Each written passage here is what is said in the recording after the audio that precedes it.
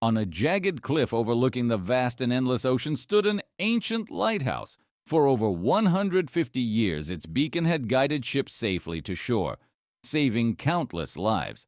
The lighthouse was isolated, surrounded only by roaring waves and the cries of seagulls. Living there was an elderly man named Thomas Greene, the lighthouse keeper. For 40 years he had tended to the light, ensuring it never went out, no matter how fierce the storms or how cold the nights. The townsfolk below rarely saw him, and rumors about Thomas swirled through the village. Some said he was hiding from his past. Others believed he had once been a sailor who lost everything to the sea. But no one knew the truth. One stormy evening, as Thomas checked the lighthouse's mechanisms, the wind howled like a chorus of lost souls. He sipped his tea and stared at the ocean, thinking about the years that had slipped through his fingers. Suddenly, he noticed something unusual in the waves. A small wooden box bobbed in the water, carried closer by the tide. Against his better judgment, Thomas braved the storm to retrieve it. Soaked and shivering, he opened the box to find a bundle of letters, carefully tied with a faded blue ribbon. The letters were addressed to him. His heart raced as he unfolded the first one. The handwriting was unmistakable. It belonged to Margaret, the woman he had loved and lost many years ago. Decades earlier, Thomas and Margaret had been inseparable. She was the daughter of a fisherman, and he was a young sailor with dreams of exploring the world. But life had a way of pulling them apart. When Thomas chose the sea over settling down, Margaret was heartbroken. They exchanged letters at first, but eventually Thomas stopped writing. His guilt over abandoning her was too great. He convinced himself she would be better off without him. Now, as he read her letters, tears welled up in his eyes. Margaret had never stopped writing to him. "Thomas," one letter began, "I know you've chosen the sea, but my heart still waits for you. If you ever find your way back to Glenhaven, I'll be here." She had written dozens of letters, each one more heartfelt than the last, but the final letter was different. "I've waited as long as I could, Thomas. If you're reading this, it means fate has brought these words back to you. I hope you find peace, even if it's not with me." The date on the letter was 30 years ago. Thomas felt an unbearable weight in his chest. Why had he let so much time slip away? Why had he been so afraid to face the life he could have had?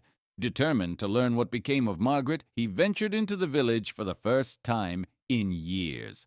His presence caused a stir among the townsfolk, who hadn't seen him in decades.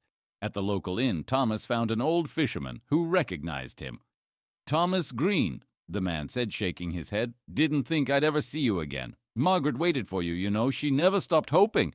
Thomas's voice trembled as he asked, "Where is she now?"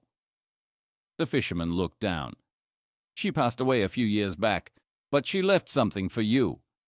The man handed Thomas a small, weathered box. Inside was Margaret's locket. Opening it, he found a tiny photograph of the two of them, taken the day he had first promised to return. Haunted by regret, Thomas returned to the lighthouse. He realized that for years he had been keeping the light burning for others while letting the light in his own life fade away. He vowed to honor Margaret's memory by doing something he hadn't done in decades, connecting with the world again. Thomas began writing letters to the families of sailors who had been saved by the lighthouse. He invited children from the village to visit and learn about the sea. Slowly, the townsfolk came to know him not as a recluse, but as a man who carried a great sadness and sought redemption. One fateful night, a storm unlike any other swept through the coastline. The waves threatened to swallow the cliffs, and the lighthouse shook under the force of the wind. A distress signal came from a ship caught in the chaos. Despite his age, Thomas climbed to the top of the lighthouse and worked tirelessly to keep the beacon burning. He knew the lives of the sailors depended on him. As the storm raged, Thomas thought of Margaret and the promises he had broken.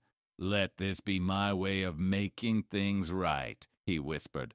By morning, the storm had passed and the ship's crew had safely reached the harbor. When the townsfolk visited the lighthouse the next day, they found Thomas slumped in his chair, the locket clutched in his hand.